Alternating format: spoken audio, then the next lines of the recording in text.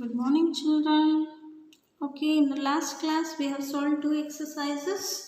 Now we will move to the next concept, that is some more criteria for congruency of triangles. Which are the criteria or rules we are learning means SSS congruency rule and RHS congruency rule. First we will understand what is SSS congruency rule.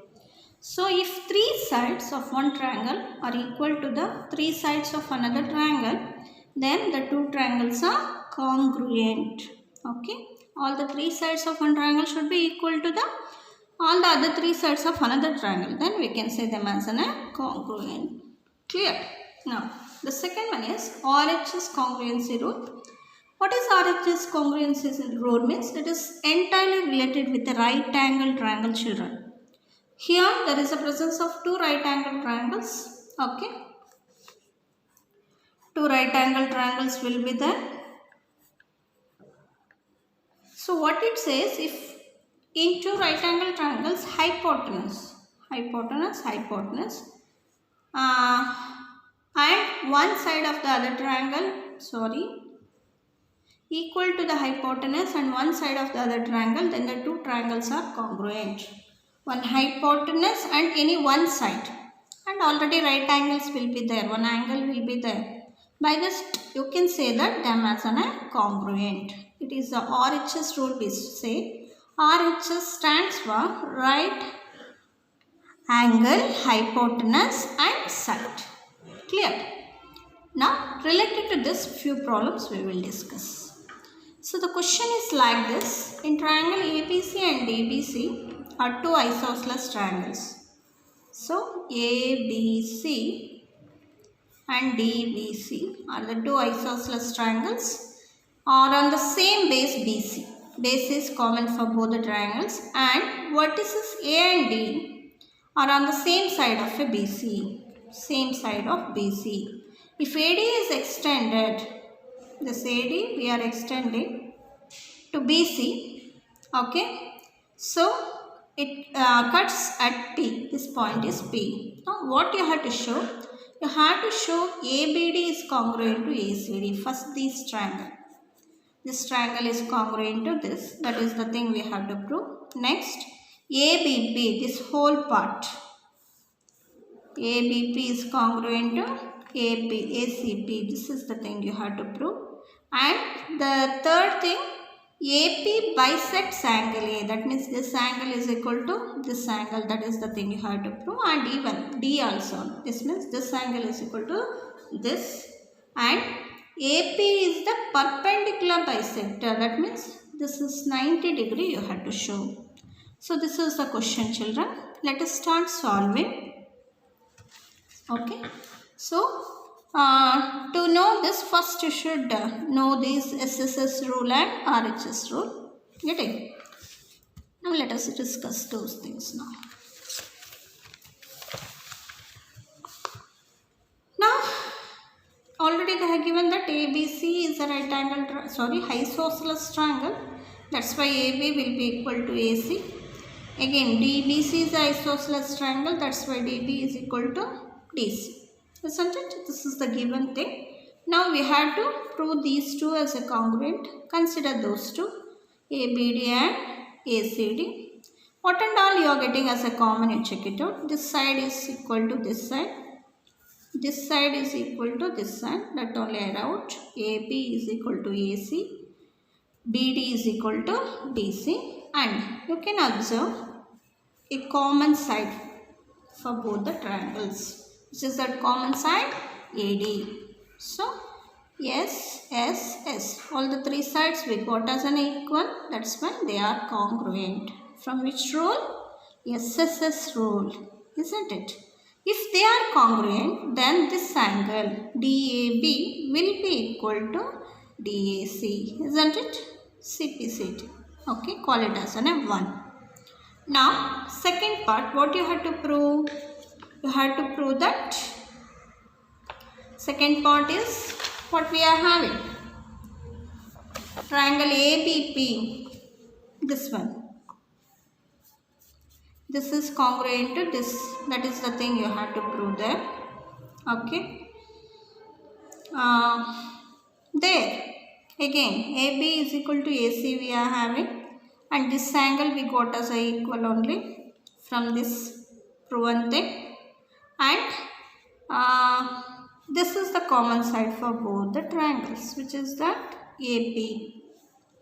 AP is the common. That's why you can say that ABP will be congruent to ACP. Second part finished. Now, the third part, what you have to say? This bisects the angle A and angle D, you have to say. See, from that, so before proving that, first we have to prove these two as congruent. Okay. So take BDP and CDP. Just these two triangles you can use. BDP and CDP. BD is equal to CD, that you are knowing, and already this angle will be equal to this from isosceles theorem property, and DP is the common side, that's why they will become a congruent. That is the thing you have to prove first. Then that time you will be getting this angle is equal to this. So already call that as a true. Already we are knowing BAB is equal to AC and BDC is equal to this. That's why AP bisects angle A as well as angle D. Now after proving the congruency of this, we will be coming to know that these two angles forms a linear pair.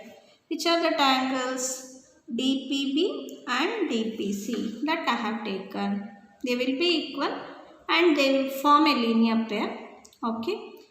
But both will be equal. That's why I am taking both as a DPB only. By adding 2 DPB you are getting. So DPB will be 180 by 2 by cancellation 90. So we got DP as a 90 degree. DPB if it is 90, see if it is 90, even it is 90 linear pairs. Okay, that's why AP is perpendicular to BC. Clear? Now we will move to the next problem of the exercise.